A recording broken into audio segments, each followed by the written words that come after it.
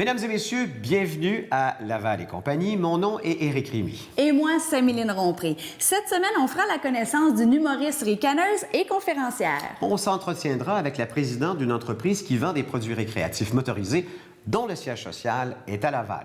On parlera des spectacles à venir et à ne pas manquer à Laval. On vous fera découvrir une comédienne et auteure dont la pièce jeunesse qui parle d'immigration tombe à point. On parlera des tendances techno en 2015. On aura aussi notre avocat en résidence. On va jaser avec lui des maladies pulmonaires professionnelles. Et à la chronique cinéma, on verra si le film Cendrillon, joué par de véritables acteurs, est un conte de fées ou une malédiction.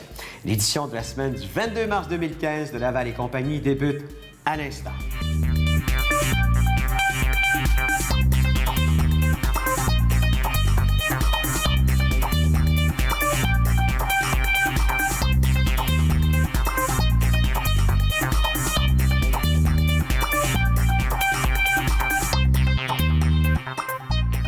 Il est de l'Écho de Laval, c'est notre collaborateur régulier à l'émission, Ghislain Plourde. Bonjour, Ghislain. Bonjour, Éric. Le BAP a donné son feu vert pour l'autoroute 19, mais il faudra être patient. Est-ce que c'est ça? C'est un feu vert conditionnel, Éric. Effectivement, le BAP, le Bureau d'audience publique sur l'environnement, a dévoilé son rapport. Mais en fait, le rapport a été dévoilé dans les derniers jours.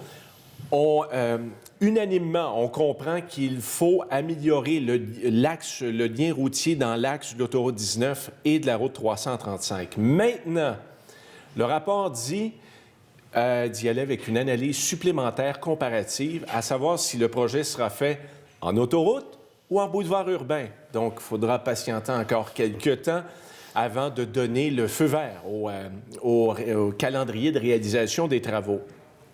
Très évidemment que cette conclusion, déçoit la coalition pour le parachèvement de l'autoroute 19, qui est menée par le maire de Bois-des-Filions, Paul Larocque. Oui, on applaudit évidemment le fait qu'on reconnaît qu'il faut améliorer cet axe routier. Maintenant, selon la coalition, tous les rapports dévoilés démontrent que l'option du boulevard urbain n'est pas viable, n'est pas envisageable. Donc, on prioriserait évidemment le projet autoroutier. Et on craint du côté de la coalition, évidemment, que cette analyse supplémentaire comparative ne vienne retarder l'échéance. On souhaite tout de même une annonce des travaux quelque part en 2016, possiblement 2017. Ce qui va venir, évidemment, là, possiblement arriver dans le calendrier prévu pour 2022 pour la livraison du projet. Pour les opposants... 2022. Oui, on parle d'à peu près 4 ans, 4 ans, 4 ans et demi de réalisation. Évidemment que pour les opposants à ce projet d'autoroute, on parle notamment du Creux de Laval et du Creux de Montréal, le Conseil régional de l'environnement. On se dit plutôt satisfait et on estime que l'analyse supplémentaire va privilégier l'option, le projet du boulevard urbain, tout comme le parti d'opposition à Laval, Action Laval, qui priorise également ce scénario de boulevard urbain. Donc, on va surveiller la suite des choses. OK, soyons patients. Hein? Ah oui, voilà. Certainement. On parle d'un aréna qui pourrait porter le nom de Michel Therrien ici à Laval? Exactement. L'Écho de Laval révélait cette nouvelle en novembre dernier qu'un mouvement de citoyens allait, se mettre en marche pour honorer le nom de l'entraîneur-chef du tricolore, Michel natif de Laval? Michel Therrien, rappelons-le, avant d'être entraîneur du Canadien, a été, dans les années 90, a dirigé le Titan de Laval. Ancien résident de Chomédé également, durant à peu près une dizaine d'années. Okay. Et il s'est impliqué aussi dans le hockey mineur de Chomédé. De là, la réalisation, cette initiative d'un citoyen qui va présenter en avril une pétition qui devrait comprendre 500 à 600 noms. Idéalement, on aimerait que ce soit l'Aréna Cartier qui devienne l'Aréna Michel Therrien. Cependant, on ne ferme pas la porte à ce que ce soit l'Aréna Chomédé. Parce que dans les derniers jours, l'Écho de Laval a appris que l'Aréna Cartier, outre la proposition d'Aréna Michel Therrien, une autre idée va venir sur la table, soit la proposition pour l'Aréna Arthur Lessard, qui est un grand bénévole à Laval, M. Lessard. Et rappelons-le qu'il est à l'origine des Jeux du Québec, non officiels en 1970, la compétition qui, à Laval, a ensuite pris le nom de Jeux du Québec à l'ensemble de la province. On ne parle pas d'un aréna neuf, mais d'un aréna déjà existant, exactement. OK. Parlons maintenant d'un jeune joueur de Laval qui a été repêché par les Red Bulls de New York. Carl Ouimet, c'est un jeune joueur de Terrebonne, mais qui a connu d'énormes succès sur le territoire lavallois en soccer. C'est un ancien également du Collège Laval. Il a été jusqu'à tout récemment de l'organisation de l'Impact de Montréal. Il a été libéré par la formation montréalaise de Joey Saputo à la mi-février. Mais heureusement, il s'est trouvé une nouvelle terre d'accueil, la Grosse Pomme. Et pas la moindre. Et l'organisation prestigieuse des Red Bulls de New York, de la MLS, la Major League Soccer, lui offre donc l'opportunité d'évoluer avec cette formation l'an prochain. Il ne sera pas en terrain inconnu puisqu'il aura comme entraîneur Jesse Marsh, l'ancien entraîneur de l'Impact de Montréal. Et rappelons dans les faits que Carl Ouimet a fait partie de l'Académie de l'Impact, le centre de formation au début des années 2010. Il est devenu le premier joueur issu de cette académie à signer un contrat professionnel en 2012 avec l'Impact, la formation avec qui il évoluait jusqu'en février dernier. Bon, ça fait le tour, je pense, hein? Exactement. Pour cette semaine, c'est complet. Si on en veut plus. Des infos fraîches tous les jours, évidemment, sur votre quotidien web. L'Écho de Laval, en un seul mot, pas d'accent.ca pour découvrir l'univers de l'actualité lavalloise. Merci, Ghislain. À la semaine prochaine. Bonne semaine.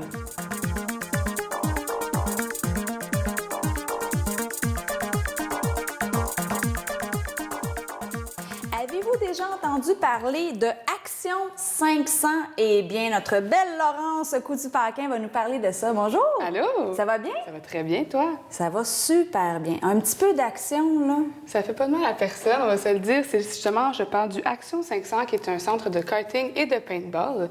Pour ceux qui veulent aller se dégourdir un peu, bien, ça vaut vraiment la peine d'aller faire un tour parce que c'est le plus grand centre de karting au Canada. Et de paintball aussi, intérieur, au Canada. Super. C'est quand même pas rien. On l'a ici à Laval. Les pistes de karting sont ouvertes de 24 heures, comme un 24 heures sur 24. Sans arrêt. Bien, moi, ça m'a étonnée au début, puis là, j'étais vraiment pas certaine de l'information. Et oui, c'est ouvert 24 heures sur 24 parce que ça a l'air que même à 4 heures du matin, si tu veux faire du karting, tu peux aller faire du karting. On peut trouver son compte, on n'a plus besoin de Ritalin, on embarque dans un kart, ça y est. Si tu te réveilles la nuit, tu sais pas quoi faire, tu es anxieux, tu sais pas quoi faire, bien, tu vas au Action 500.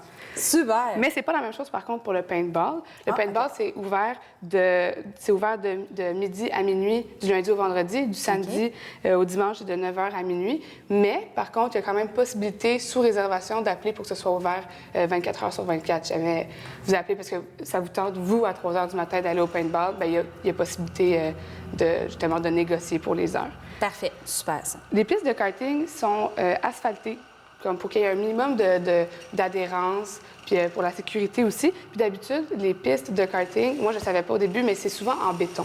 Mais ceux-ci sont en asphalte, donc c'est meilleur, je pense, justement, pour la vitesse, pour tout ce qui est, justement, comme je disais, l'adhérence et le contrôle. Génial. Et aussi, le karting de Action 500, ils ont une force, les karts en tant que tels, ils ont une force de 9 forces. Contrairement à souvent dans les kartings un peu partout, c'est souvent 6,5 forces. Donc, on est chanceux, ceux qui aiment la vitesse. Hein?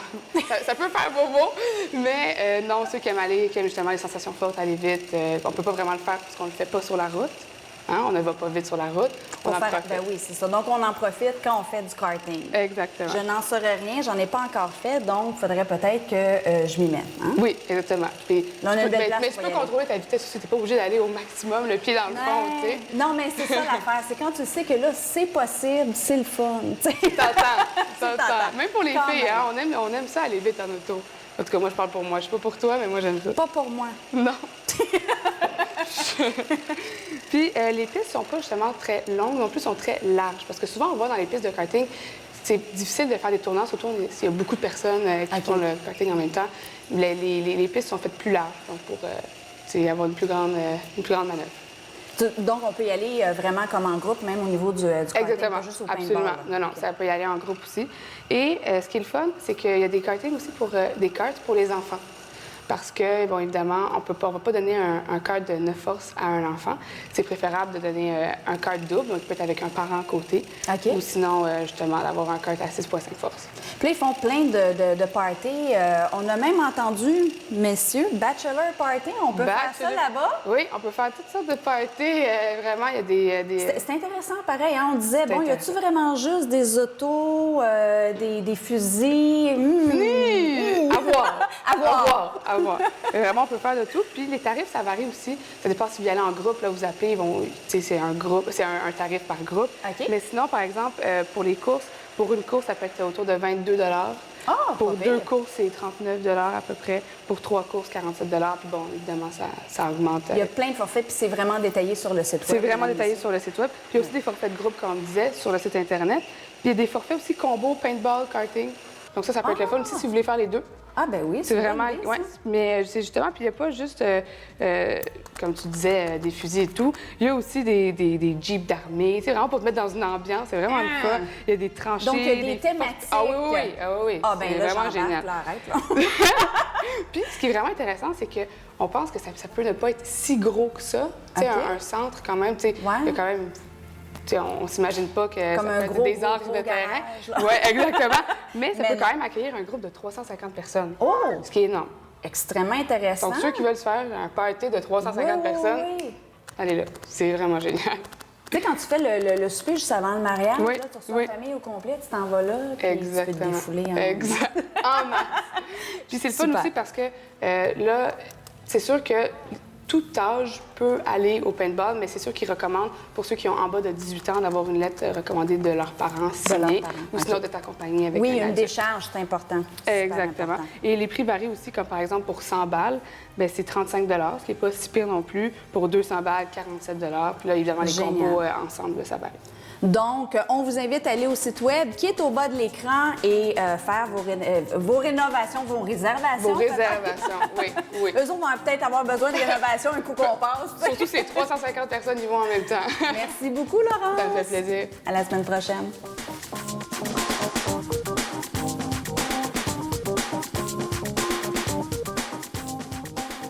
Chantal Fleury, une humoriste ricaneuse, ça tombe bien parce qu'elle a déjà commencé à rire. Très ricaneuse. Oui. En fait, c'est pour ça que je me suis donné ce nom-là, parce que pendant mes spectacles, ça arrive souvent que... Il se passe, moi, je joue quand les fenêtres sont ouvertes, c'est pas vraiment tout. Je laisse toujours les lumières un peu allumées pour pouvoir voir les gens. Puis là, je vois les réactions. Puis des fois, quand il se passe quelque chose, je le vois, puis là, je pars à rire, puis je raconte aux gens ce que je viens de voir. Des fois, un gars qui donne une claque à sa blonde, une fille qui... Ou des fois... Les choses te fait rire facilement. Puis ça me fait rire, puis là, je pars à rire. Ou même, ça m'est déjà arrivé dans un show, un groupe de femmes. Il y a une femme qui s'est levée carrée, vraiment, puis elle était assise en premier en avant. Elle s'est levée carrée, elle dit « Je suis plus capable, je vais pisser à terre. » Puis elle est partie à courir. Écoute, moi, j'étais sur la scène, je m'en pouvais plus. Toute la salle, on est partis à rire. Fait que c'est pour ça que je m'appelle la ricaneuse. Donc, Chantal Fleury, c'est ton spectacle. Est-ce que c'est le nom de ton spectacle? Non, bien, en fait, je suis là pour parler de mon concept qui s'appelle Les plaisirs de distinction féminine. OK. C'est un concept bien le fun que j'ai fait. En fait, l'idée m'est venue en 2012. J'ai fait 3 spectacles dans le cadre de la Journée de la femme. Et c'était à Chapet, Debout, Mistassini, Saint-Félicien. Puis les 3 soirs, l'énergie, c'était tellement extraordinaire. Puis une gang de femmes qui rient ensemble, il n'y a rien comme ça. C'est vraiment, ça énergise. Puis j'ai ressenti comme une émotion à savoir que les femmes, on a beaucoup plus de stress émotif que les gars. Puis ce que je sentais vraiment, puis moi, j'ai été aidante naturelle avec ma mère, c'est peut-être pour ça que je m'en suis aperçue cette fois-là en 2012. Ma mère a décédé en 2011. Je me suis rendue compte comment les femmes, avec les stress émotifs qu'on a, de rire, on dirait que ça nous fait encore plus de bien. Il y a quelque chose qui se passe, puis d'être juste des femmes ensemble, ça nous met moins de pression, tu sais. OK, Puis là, donc juste redire un peu, c'est quoi le concept? Parce que moi, je- c'est là que je m'en vais. OK. On est sur la même Ouais, longueur d'onde. OK, moi, je veux comprendre. C'est bon. Fait que là, quand on est revenu de là, on revenait des trois shows, puis on était à Chapet, ça fait qu'on avait 8 heures de route. J'avais mon technicien, j'ai dit, j'aimerais ça faire un concept pour les femmes, mais que c'est encore plus que l'humour, que les femmes, ils sortent, puis qu'ils ont comme un élan supplémentaire en sortant. OK. Et là, m'est venue l'idée de faire 1 heure de spectacle. De mon spectacle, ça fait comme 300 fois que je le fais, qui est super bon, mais j'ai OK. 2 autres spectacles en plus. Et de suivre ça d'une conférence qui s'appelle « Oser, ça change pas la vie, mais... » Et cette conférence-là, en fait, je raconte un peu mon changement de carrière à moi parce que je passais des sciences à l'humour. OK. Et donc, j'ai vraiment fait un virage à 180 degrés. Moi, je pensais jamais faire l'humour dans ma vie. Puis là, Tu m'as- tu ne fais que de l'humour. oui, là. je fais que de l'humour Wow, maintenant. OK. Et puis, donc, cette partie-là, la conférence, je raconte un peu ce qui s'est passé avec moi, mais aussi comment c'est plus difficile pour nous, les filles, de sortir de notre zone de confort, comment c'est plus difficile, nous, on attend souvent après l'approbation. peur, On attend après l'approbation des gens aussi. OK. On est vraiment plus sur le regard des autres. OK. Donc, tout ça fait que c'est plus difficile. Fait que je parle de ça. Puis les femmes se retrouvent vraiment beaucoup. Puis je finis ça, ce que j'ai pensé de faire, c'est qu'à la fin, je prends un des numéros du spectacle, puis je montre aux filles comment je fais mes techniques de brainstorming, puis comment elles peuvent utiliser ces techniques-là pour avoir plein OK. d'idées dans n'importe quel projet qu'elles ont. Fait que ça, l'idée m'était venue en 2012. 2012, mais là, tu as l'idée, mais il faut que tu fasses la patente, tu sais. OK. Et là, mais finalement, je me suis mis à travailler là-dessus. En 2013, en début de l'année, j'ai fait une entente avec la diffuseur à Saint-Jérôme. Et puis là, j'ai fait le concept, je l'ai essayé. Les femmes ont adoré ça, puis depuis ce temps-là, ben, j'arrête pas d'en faire. Donc, tu fais ton spectacle qui est composé de ces 3 parties-là. Ça, c'est ton spectacle. C'est le concept, ça. Tout Est-ce ça, que c'est des- le concept. OK. Puis des fois, tu fais aussi des conférences au niveau corporatif ou c'est dans le même... C'est tout Toujours la l'ensemble, même c'est chose tout comme ça, mais des l'ensemble. fois modifié un peu. Puis en fait, je l'ai fait pour les femmes, mais il y a une femme qui est venue voir un moment donné, puis elle dit, Chantal, elle dit, moi, j'ai un groupe mix. Elle dit, est-ce que tu peux adapter ta conférence pour un groupe mix? Je dis, bien certain, il n'y a pas de problème. Ouais. Fait que je l'ai adapté, puis maintenant, je le fais aussi. Je fais souvent dans la journée de la femme, je suis très occupée pour la journée de la femme, et la semaine d'action bénévole aussi, ça peut être très intéressant. Puis la partie spectacle, en fait, j'ai 3 spectacles à Chapelle. Ça fait 3 fois que je vais avec le groupe. Le dernier spectacle, je l'ai écrit pour elle, en fait. Et donc, il y a beaucoup... Et puis, le spectacle, ça se vit, ça se rit, ça fait au-dessus de 300 fois que je le fais, plus que ça. Je ne sais pas à combien je suis rendue. Ça, en 2 mots, ce serait quoi un peu? Qu'est-ce que tu viens aider la femme, dans le fond? Bien, je vais te raconter une petite anecdote. Je partais de Villebois en Abitibi, puis il y a une fille qui m'a parlé le lendemain matin, je l'ai croisée dans un dépanneur, puis elle me dit, écoute, elle dit, Chantal, elle dit, ton concept, il ne devrait pas s'appeler les plaisirs de distinction féminine. Ça devrait s'appeler je donne des ailes. Elle dit, quand on sort, on a vraiment le goût de voler. Elle dit, on a le goût de faire... Doser? De pousser, doser, Doser. exactement. Puis le fait de rire avant, parce que la partie spectacle, il faut aller sur mon site Internet puis voir, il y a plein d'extraits. Oui, La partie pendant que spectacle... tu en parles, juste le Oui. dire une fois, ton site Internet, c'est... chantalfleury.com, OK. facile. Donc, on peut aller sur ton site. Oui, puis Chantal, pas de E. Fleury avec un Y, Chantal, pas de E parce que je suis trop vieille. Puis Fleury avec un Y. Donc, et là, il y a plein d'extraits, il y a des commentaires de femmes. OK. Il y a plein d'informations que vous pouvez aller voir sur le concept Les plaisirs de distinction féminine. Où on peut te voir en spectacle? Mais en fait, je me promène beaucoup. J'ai fait tout le nord du Québec, j'ai fait le nord de l'Ontario et je vais vraiment, on peut aller voir sur le site Internet, il y a des dates, mais je vais vraiment dans des groupes fermés. Je fais moins de salles maintenant, j'en ai fait beaucoup OK. avant que ma mère soit malade.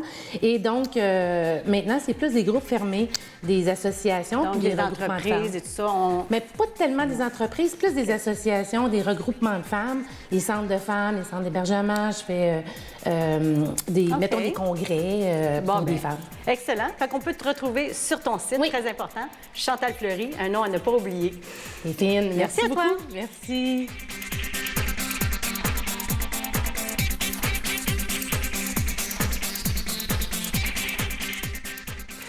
L'entreprise dont nous parlerons cette semaine à Laval Inc. sent la testostérone à plein nez. Et pourtant, elle est dirigée par une femme. Elle est présidente de Content, qui vend des produits récréatifs motorisés. Chantal Content, merci d'être ici. D'ailleurs, vous avez, on ne le voit pas là, mais eu un petit accident de ski. Alors, vous avez une attelle en ce moment.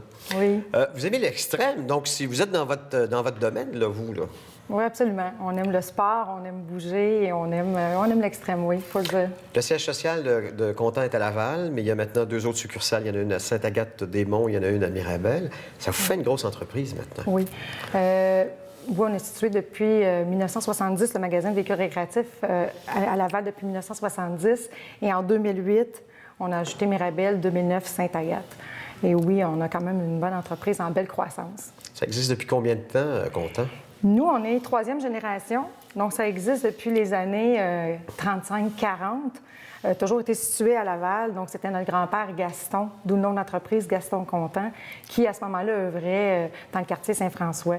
Donc on est 3e génération, toujours à Laval, et vraiment fiers d'être une entreprise lavalloise, 3e génération. Je comprends. Je veux pas être sexiste, mais Oui. une présidente d'une entreprise comme celle-là, il n'y a pas de gars.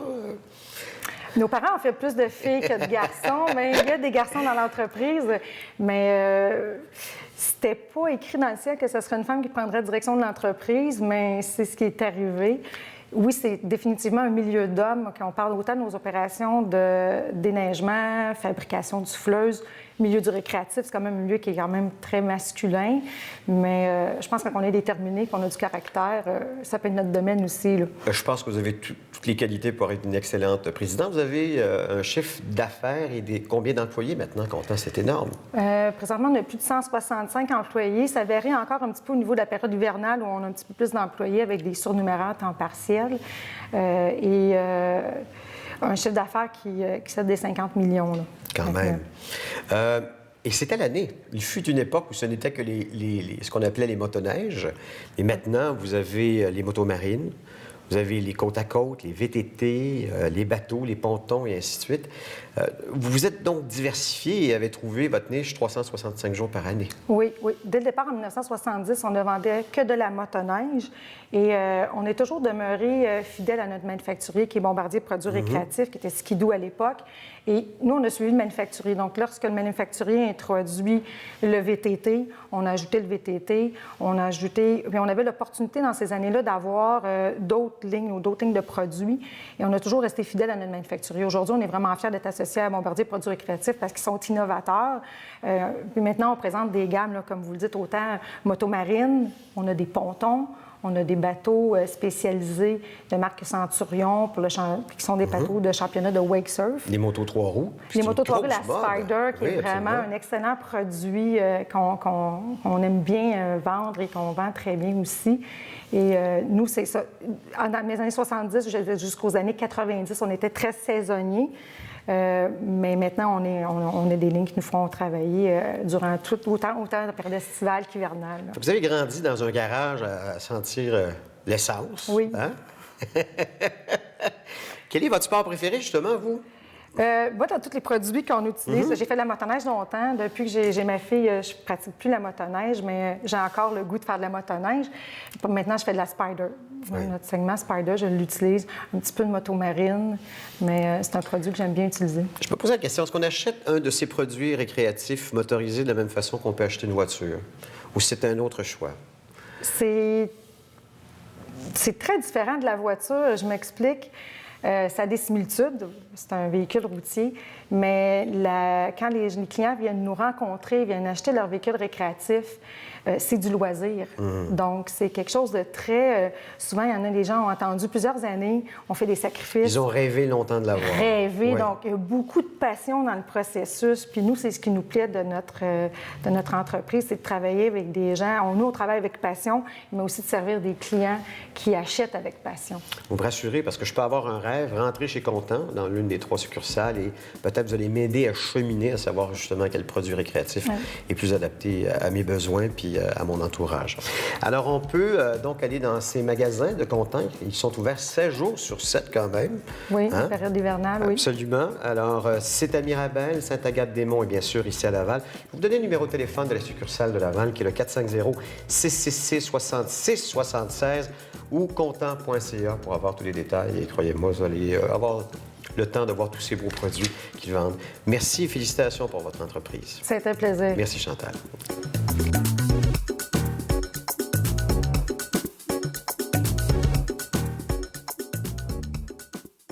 On reçoit aujourd'hui Marilyn Laroche de la salle André-Mathieu qui vient nous parler des spectacles à venir au mois d'avril. Bonjour Marilyn. Bonjour Nancy. Il y a des bons spectacles au mois d'avril. Oui, exactement. Dans le fond, on va commencer avec le 8 avril, Stéphane Fallu, Oui. qui vient nous présenter son deuxième spectacle, Bon Deuxième. OK.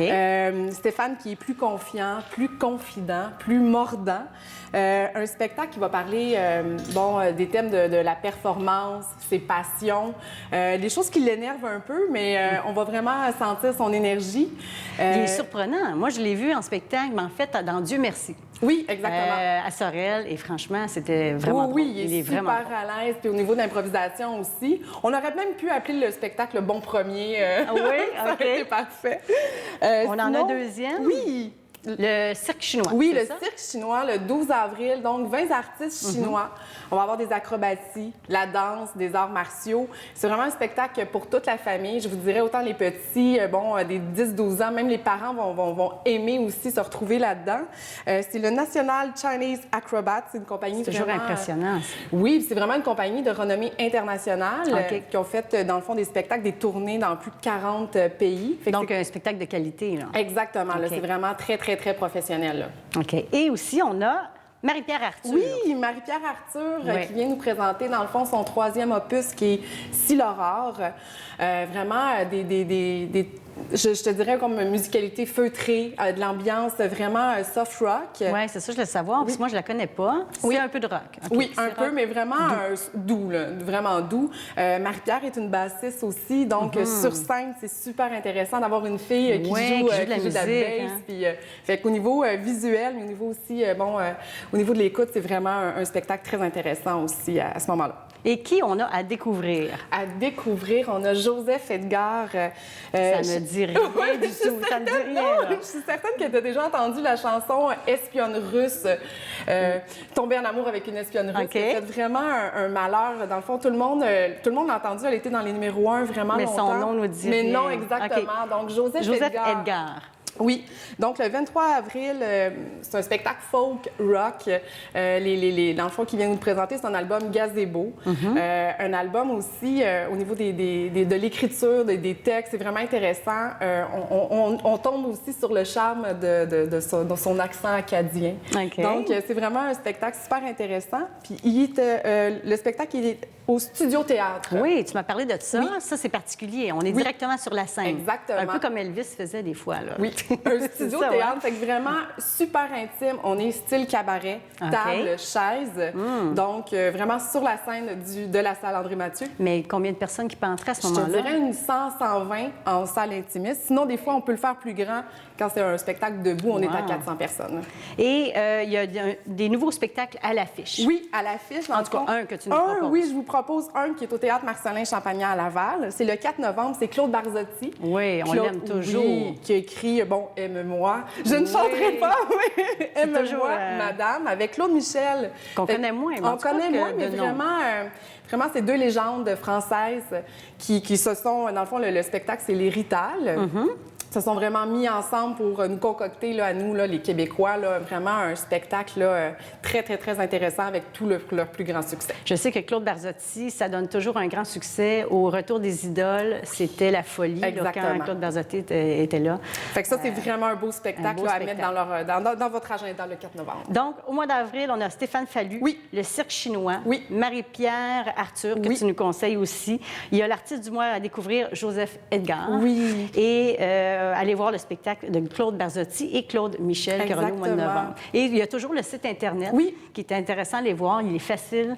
Je me souviens plus. On peut le voir, je pense, par artiste, par spectacle. Par spectacle, par salle date. de spectacle aussi. Bon, Ouais. si on est plus proche de la salle André-Mathieu, le Studio Théâtre, le Théâtre Marcelin Champagnat. C'est ça, parce qu'il y a plusieurs sur ce site-là. C'est pas que la salle André-Mathieu. Il y a toutes les salles de spectacle. Exactement. La Maison des Arts aussi à Laval. OK. Fait que vraiment, là, on peut retrouver vraiment tout à www.salandrémathieu.com. Puis il y a des avantages aussi. Si on devient membre, on peut... Exactement, membre du Club Privilège. Puis on va vraiment aussi...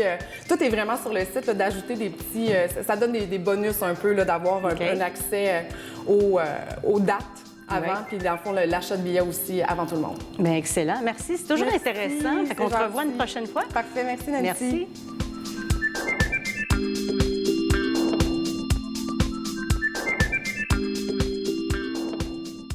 Notre prochaine invitée, qui est comédienne et auteure, propose avec sa plus récente pièce jeunesse un sujet qui est vraiment très d'actualité, d'ailleurs qu'elle va présenter à la Maison des Arts de Laval. La question est la suivante: est-ce que l'immigrant vient prendre ou donner quelque chose à son pays d'adoption? Pour nous en parler, nous avons la présidente du Théâtre Félé, Talia Almona. Est-ce que je me suis trompé en le disant? Non, À peine. ça va. À peine, un petit peu. C'est une pièce biographique, Talia, n'est-ce pas? Oui, c'est une autofiction. En fait, donc, ça part de ma vie, mais bien, il y a une part de vérité et une part de fiction, en fait. Et ça part, entre autres, et surtout, de mon parcours d'intégration au Québec. Parce que la pièce s'appelle « Moi et l'autre ». Exactement. Est-ce que vous êtes le moi ou vous êtes l'autre? Ah, c'est une très bonne question. La question qu'on pose, c'est est-ce qu'on peut être les deux à la fois? Et qui est... Vous semblez dire que oui, dans le fond. Vous êtes un peu des deux, c'est pas ça? Ben, moi, dans la vie, oui. Comme ce matin. Oui, oui. Oui, je suis les deux. Parce que, veux pas, je suis née en Égypte, puis là, c'est super parce qu'on peut me voir, on peut m'entendre. Vous avez un accent québécois. Oui, c'est ça, là. ça. Puis j'ai grandi à Laval, pour vrai. À Vimont. Mais dans le fond, c'est ça l'adaptation de tout immigrant qui vient dans un pays comme le nôtre. C'est celui à la fois de garder son identité et en même temps de ne pas trop se faire remarquer. C'est un peu ça? Bien, en fait, c'est comment je peux dire ça? C'est surtout, OK, moi, je suis arrivée ici, j'ai choisi le Québec. Tu sais, c'est un choix que j'ai fait. Enfin, c'est vos parents qui l'ont choisi, non? Oui, ça. c'est mes parents C'est qui ça. l'ont choisi. Mais moi, après ça, pour avoir l'accent québécois, pour m'intégrer à la société avec les valeurs, les traditions, et les valeurs étant les valeurs qu'on voit, tu sais, les valeurs au-delà de la politique. Tu comprends les valeurs sociales. Humaines aussi. Humaines aussi, de la société culturelle. québécoise. Exactement, culturelle. C'est un choix. Parce qu'il y a des niveaux d'intégration.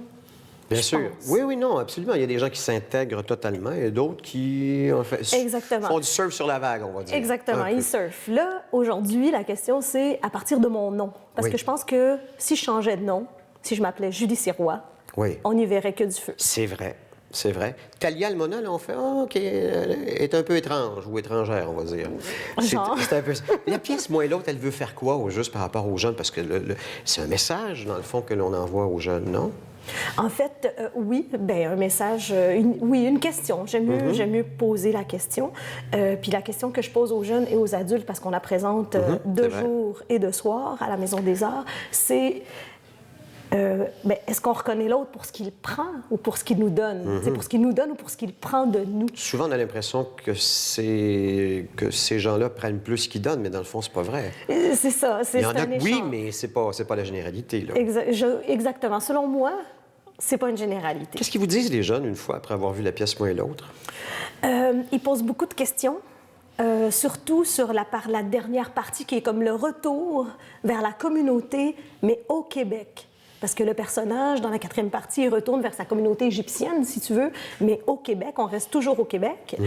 Et là, il est rejeté comme ça se peut pas de tout bord, tout côté. Fait que c'est comme si le personnage se retrouvait dans un no man's land, ce qui parle beaucoup aux adolescents. Parce que le personnage de Talia n'est pas québécoise, n'est pas égyptienne, est où? Justement, vous parlez, entre autres, qu'il y a eu les événements du 11 septembre, c'est bien ça? Oui. Qui ont jeté une ombre sur les gens du Moyen-Orient, on va dire, les Maghrébins, entre autres. Et on est en train de vivre une deuxième vague de ça, là. Oui. Comment est-ce que votre pièce, écoutez, dans le fond, elle est tout à fait dans le sujet en ce moment-là? Oui, c'est un... comment je peux dire? C'est un heureux hasard. C'était pas l'intention d'écriture. L'intention d'écriture était parce que, je m'explique, OK?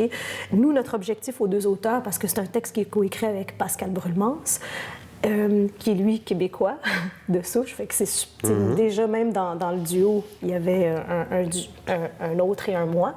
Mais notre intention, c'était d'aller au-delà de ces événements politiques. Parce que notre objectif, c'est que le spectateur s'identifie. Il dit pas « Ah, non, c'est l'autre. Ça m'arrivera jamais à moi comment je peux dire, d'être rejeté ou d'être catégorisé, pardon. » C'est ça. On rit plus qu'on réfléchit ou on réfléchit plus qu'on rit? On fait les deux en même temps. Puis c'est ça qui est formidable. Moi, ça m'amuse parce qu'en tant que comédienne, j'adore se passer de l'un à l'autre. Et je trouve que dans le rire, on peut autant réfléchir que dans le drame. Est-ce que vous pensez qu'éventuellement, nous aurons une collaboration harmonieuse entre les cultures où il y aura toujours un peu d'accrochage? Quand je regarde les enfants, j'ai envie de répondre oui. Que ça va bien aller. Ah oui, parce que les enfants, c'est leur quotidien. Déjà, les adolescents, surtout à Laval, parce que Laval, c'est la cohabitation. Moi, j'ai très hâte de le présenter à Laval pour ça. Bon, justement, c'est le 13 avril prochain. Vous l'avez dit, il y a 2 représentations. Il y en a 3, en fait. Il y en a 2 en avant-midi, en fait, dans la journée. Le matin, c'est ça. Et en soirée, il y a des billets donc, disponibles pour la pièce Moi et l'autre. Exactement. Et on vous réserve une surprise à la fin. C'est à 19h30 à la Maison des Arts de Laval. Mise en scène de Michel-Maxime Legault, avec Talia Almona, qui est notre invitée, et Marie-Ève Trudel, qui est la comédienne que l'on retrouve sur scène. Exactement. C'est à travers la pièce que je pense qu'on va trouver justement, éventuellement, notre zone de confort entre nos différences, n'est-ce pas? Bien, on le souhaite. Oui, on le souhaite. On le souhaite. Merci, Talia. Merci, Eric. Merci, bonne journée.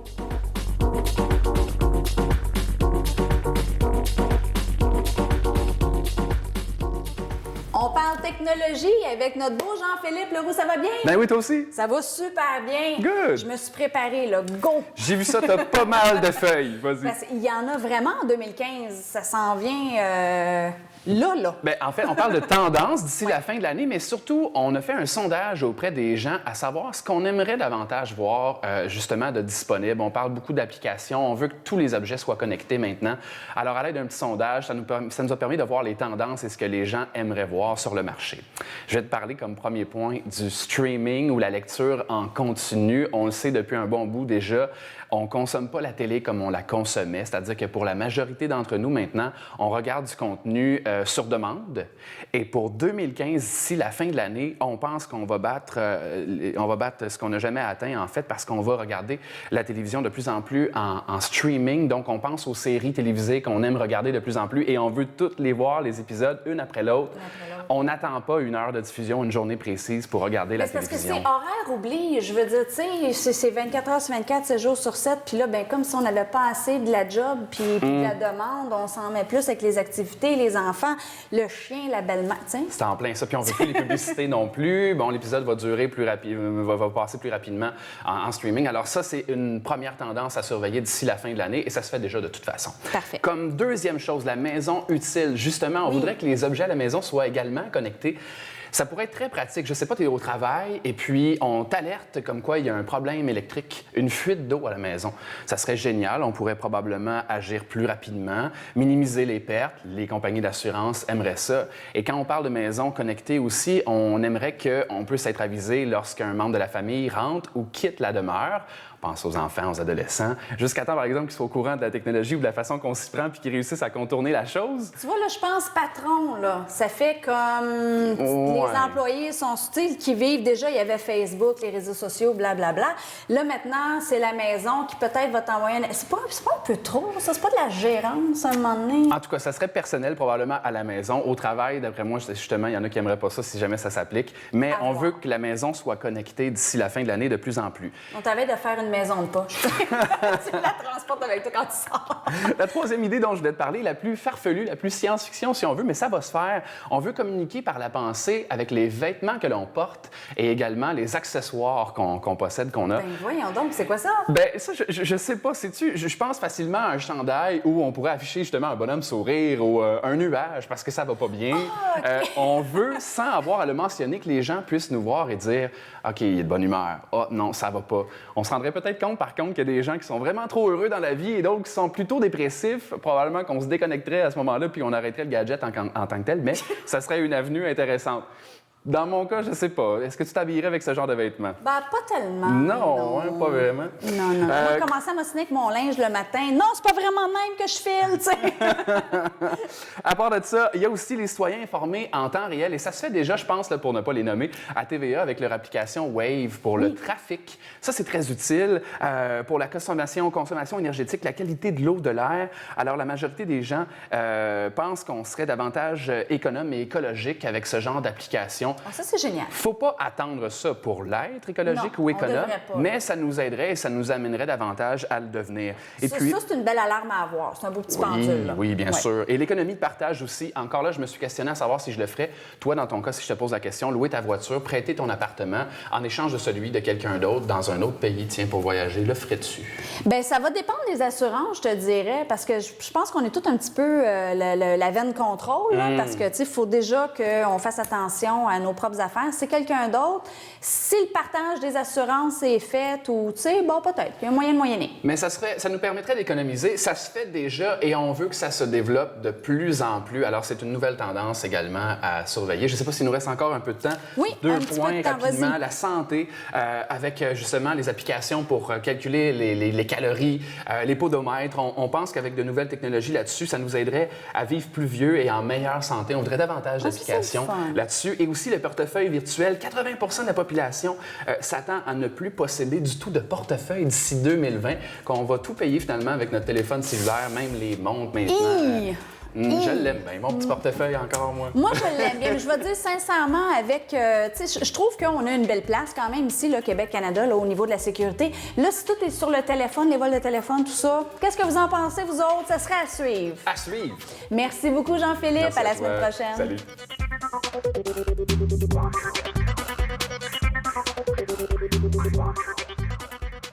À chaque semaine, on s'en remet à lui lorsqu'on se pose des questions sur certains domaines au niveau de la justice. Et entre autres, il est l'animateur de l'émission Justice citoyenne, diffusée ici même à TV Laval.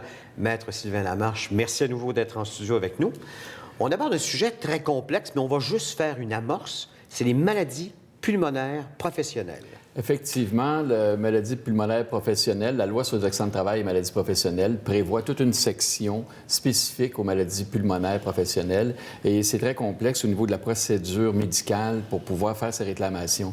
Aujourd'hui, plusieurs personnes qui ont atteint l'âge de 55 ans et plus plusieurs travailleurs ont été exposés soit dans les infrastructures, dans les travaux de construction, dans les mines et toutes les personnes qui ont été exposées à des poussières organiques ou certaines poussières minérales peuvent développer des maladies comme l'amiantose, la silicose, l'asthme professionnel ou même de l'asthme bronchique qui va être catégorisé comme étant une maladie professionnelle.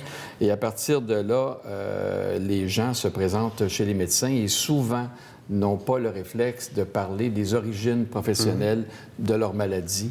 Et ça peut entraîner parfois le cancer et des mésothéliums et certains travailleurs, malheureusement, décèdent de ces maladies. Est-ce que c'est difficile à prouver que j'ai eu cette maladie pulmonaire avec laquelle j'ai à vivre aujourd'hui? C'est sûr qu'en première ligne, le pneumologue devra être informé finalement de l'historique occupationnel des travailleurs. Donc, les travailleurs n'ont pas le réflexe lorsqu'ils vont passer les examens au niveau des radiographies ou au niveau des résonances magnétiques ou la découverte de certains problèmes au niveau pulmonaire, d'exposer leur maladie, leur origine occupationnelle. Donc, il faut parler du métier qu'on a exercé, à quel endroit on a exercé, on travaillait avec quels matériaux, quels métaux.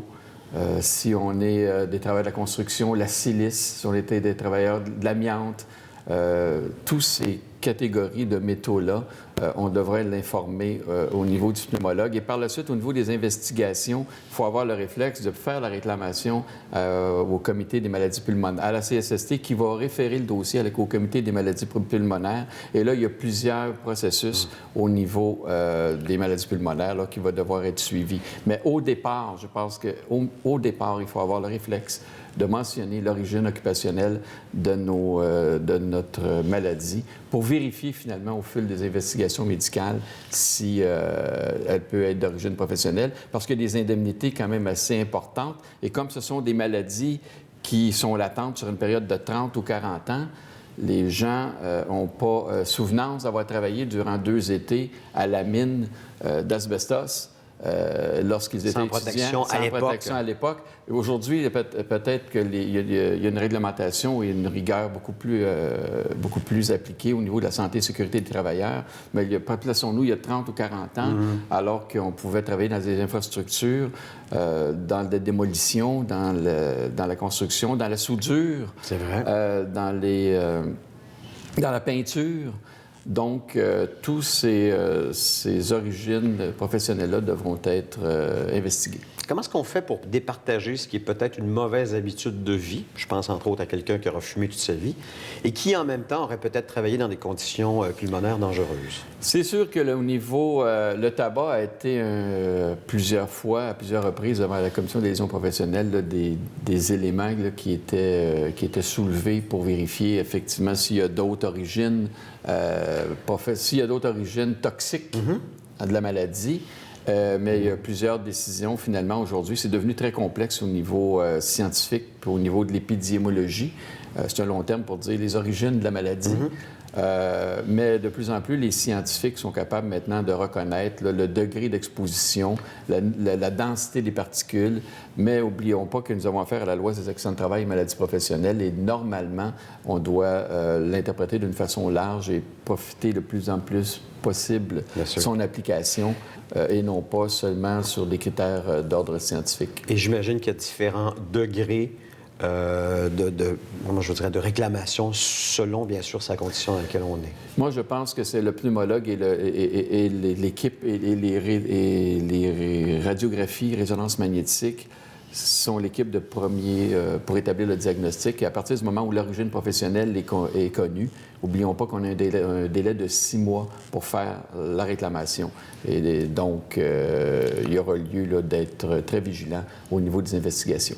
Vous l'aurez compris, c'est un sujet qui mérite une émission complète. C'est justement ce que va faire Maître Sylvain Lamarche à Justice citoyenne. Si ce sujet vous a interpellé, vous voulez justement soumettre un cas qui est le vôtre, vous pouvez écrire par courriel, entre autres, à justicecitoyenne@tvrl.ca. Et bien sûr, ne manquez pas son émission à chaque semaine. Merci, Maître. À la prochaine. Merci, Eric. Au revoir. Au revoir.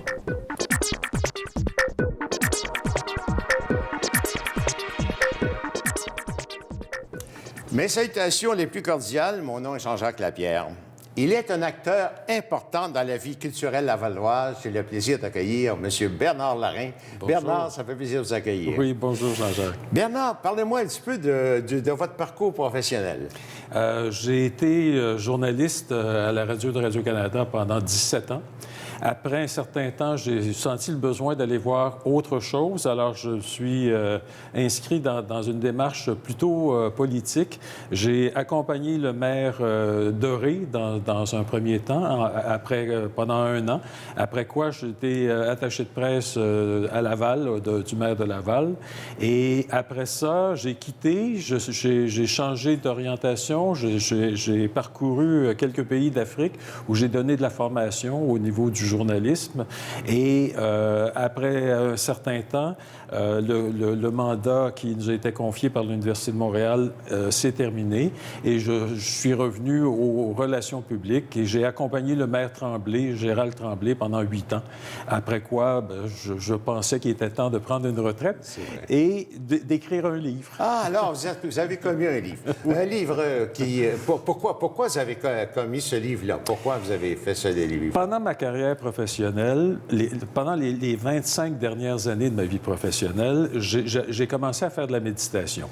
Et ça m'a apporté un tel soutien que je me suis dit, je pense que je dois redonner à la société dans laquelle j'ai évolué quelque chose qui témoigne de la valeur de la méditation, quel soutien ça peut apporter quand quelqu'un en a besoin. Et ce besoin s'est manifesté pour moi dans une situation difficile, une séparation, et j'ai eu besoin de retrouver mes repères. Et la méditation a été vraiment quelque chose, un instrument très concret. On peut souvent penser que la méditation s'adresse à des moines qui oui, c'est ça. sont Je ne t'ai pas dire à qui ça s'adresse. Non, la méditation s'adresse à toute personne qui est capable d'un petit peu de concentration et de se donner quelques minutes pour se centrer sur soi-même, porter attention à ses difficultés et à travers un peu de techniques, on doit le dire, quelques techniques principalement basées sur la respiration, on arrive à se centrer et à se libérer de ces difficultés. Une des grandes difficultés auxquelles on est confronté, Jean-Jacques, vous le savez, c'est le stress. Ah on oui. vit dans un monde qui nous sollicite beaucoup. Vous avez connu. Et on a des téléphones intelligents qui nous sollicitent beaucoup. Et à un moment donné, on a l'impression qu'on est en train un peu de se dépersonnaliser. On fait ce qui nous est demandé, mais on s'oublie à travers cela. Et quelquefois, ça nous cause des problèmes, ça nous cause un choc. Et c'est important à tous les jours de se donner quelques secondes ou quelques minutes pour se recentrer sur soi-même, ses valeurs, les renforcer ou en acquérir de nouvelles. C'est un peu ce que c'est une philosophie de vie, quoi. C'est une philosophie de vie, mais c'est un outil. C'est un outil très concret qui nous permet justement de faire face aux difficultés auxquelles on est confronté. Quelqu'un est stressé, quelqu'un ne se sent pas bien dans sa peau à un moment donné ou a l'impression que les choses n'arrivent pas comme elle souhaiterait. Quand quelqu'un a l'impression, et c'était mon cas, que je ne suis plus le conducteur de ma vie. C'est plus moi, ce sont les événements qui m'entraînent. Alors là, j'ai senti le besoin d'avoir quelque chose sur lequel m'appuyer pour reprendre le contact et diriger moi-même ma vie. Et la méditation m'a aidé à faire ça. C'est très simple, Jean-Jacques.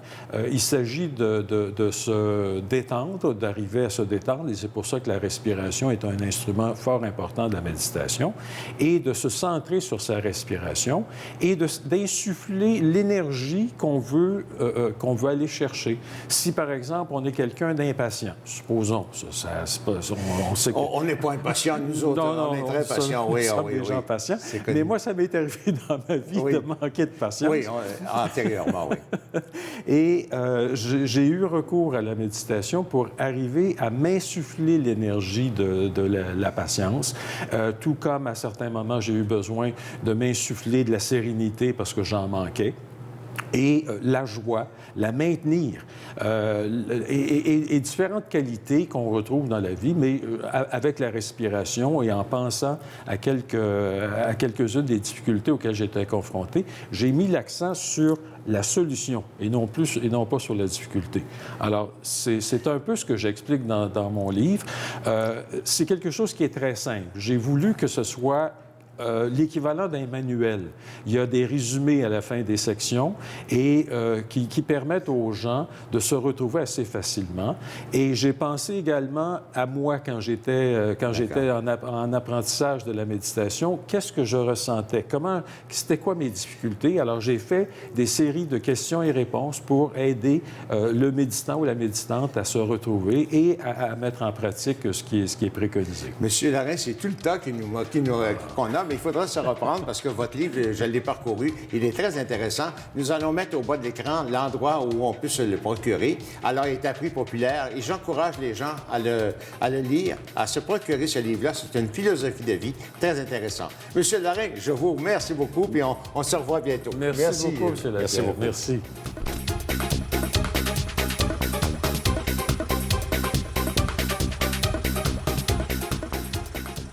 Finalement, le film tant attendu par toutes les demoiselles et dames Cendrillon. Et c'est notre beau Nicolas Vincent Poirier qui va nous en parler. Comment ça va? Ça va très bien, et toi? Ça va super bien. On se sent comment de parler de Cendrillon ce matin? On se sent très bien, mais c'est une histoire extrêmement classique. Tout le monde connaît l'histoire de Cendrillon. Absolument. On est tous des Cendrillons, les filles. Oui. Et Kenneth Branagh, le réalisateur, en tout cas, c'est un très bon choix de la part de Disney d'aller le chercher lui, parce que lui, il a fait beaucoup de films basés sur des pièces de William Shakespeare. Il a réalisé, entre autres, Thor en 2011 pour Marvel, qui appartient maintenant à Disney. Extrêmement impressionnant aussi comme film, soit dit en passant. Donc, c'est très classique. Et ce qui fait donc d'aller le chercher lui comme réalisateur, c'était une très bonne chose, parce que le film a un très beau look, c'est très classique. Je pense que tous ceux qui connaissent déjà l'histoire puis qui aiment l'histoire de Cendrillon, il n'y a pas grand monde qui peut être déçu par ce film-là. Visuellement, c'est sûr que c'est magnifique. Ça a la petite touche Disney. Magique. Je regardais la bande-annonce et j'étais émerveillée de voir, première des choses, les couleurs sont spectaculaires et le fameux soulier...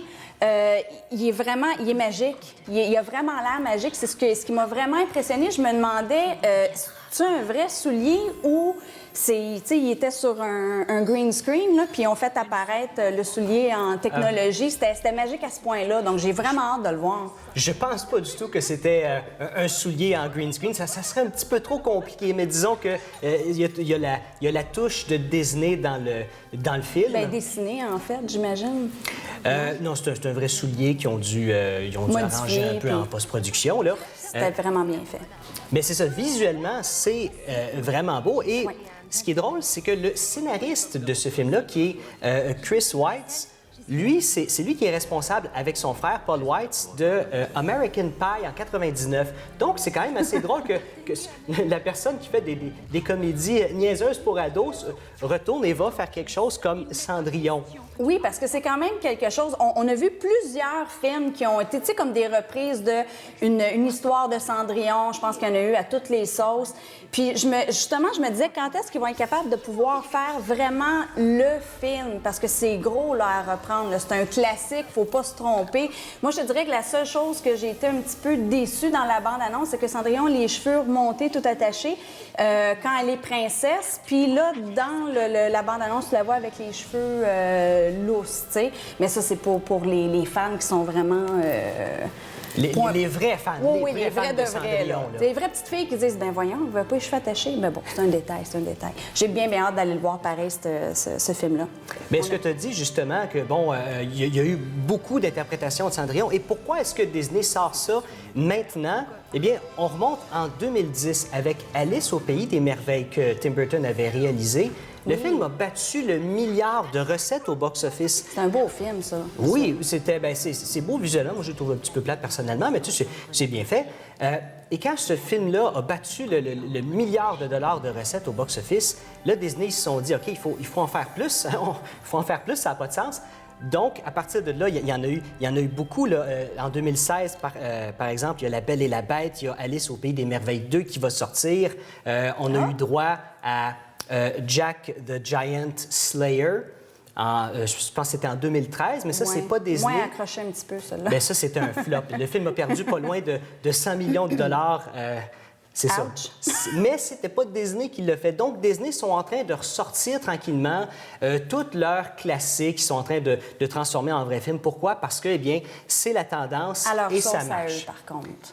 C'est ça, mais de toute façon, il faut qu'il reste fidèle. Il faut qu'il reste fidèle. Ils ne peuvent pas changer à l'extrême leur classique. On prend Maléfique, qui est sorti l'année passée. Ça, c'est vraiment superbe. J'ai adoré ce film-là. Ça a été un très bon succès et c'était comme un prequel. Donc, c'était l'histoire avant La Belle au bois dormant. OK. Et ce film-là, vu que c'était un prequel, donc c'est une histoire que les gens connaissaient pas vraiment. Ils ont été chercher une actrice connue, Angelina Jolie, et ça a très bien marché. Ça a fait pas loin de 700 millions de dollars. Un beau twist. Ça nous a vraiment fait repenser les malins, là, tu sais, ce qu'il y a en arrière de leur histoire et tout. Pour ce qui est de Cendrillon, ils ont été chercher Lily James, qui n'était pas connue du tout, et ils ont fait exprès, en plus, de choisir quelqu'un qui n'était pas connu. Bien, il y a une raison à ça aussi, hein? C'est que dans le cas de Maléfique, vu que c'était quelque chose c'est un prequel, on a besoin de quelqu'un de connu pour vendre l'idée aux gens d'aller le voir. Cendrillon, on le sait tout, c'est quoi. Donc, on peut se permettre d'aller chercher une personne un petit peu moins connue, donner une chance à quelqu'un, puis en même temps, c'est une bonne chose. Ça peut sauver une tonne d'argent. Il y a une différence entre cette jeune actrice-là, qui doit peut-être avoir un cachet de 1 million, peut-être 2, comparé à Angelina Jolie, qui était à des dizaines de millions, ou une autre actrice dans le même genre. Absolument. Et probablement que Cate Blanchett, et ça devait être de la pression de jouer avec cette actrice phénoménale. Cate Blanchett est plus grande que nature. Oui. Et elle le rend très bien. En tout cas, sur la bande-annonce, j'ai bien hâte de voir le film parce que c'est vraiment magnifique. Le film, c'est vraiment quelque chose de très classique. Donc, tous ceux qui aiment déjà à la base les films de Disney, tous les films qui ont été faits depuis les dernières années, allez voir ce film-là. Sinon, ça ne sert pas à grand-chose. On connaît toute l'histoire de Cendrillon, mais visuellement, c'est très joli à voir. Ah, c'est superbe. Ça nous donne un petit peu l'espoir que c'est encore là. T'sais? Alors, tout le monde, Cendrillon, c'est partout dans les cinémas près de chez vous. Merci beaucoup, Nicolas. Merci. Voilà qui met un terme à notre émission de cette semaine. Vous aimeriez faire parler de vos événements, votre entreprise, votre association, votre regroupement. Eh bien, voici les différentes façons pour joindre l'équipe de Laval et compagnie. Alors, par téléphone au 450-490-4089 ou par courriel à info@commercial-tvrl.ca. Notez bien que si vous désirez revoir ou partager une de nos émissions, elles sont disponibles sur le web. Donc, notre site tvlaval.com ou sur YouTube. Bien, merci à tous nos invités qui se sont déplacés en studio, à nos excellents chroniqueurs et chroniqueuses et bien sûr à l'équipe de réalisation et de production de Laval et compagnie. N'oubliez pas qu'une ville, peu importe sa taille, ce qui la garde vibrante et vivante, sont ceux et celles qui l'habitent, s'en occupent et s'en préoccupent. On se donne rendez-vous la semaine prochaine? Absolument. Merci, Samiline. Merci, Éric. À la semaine prochaine.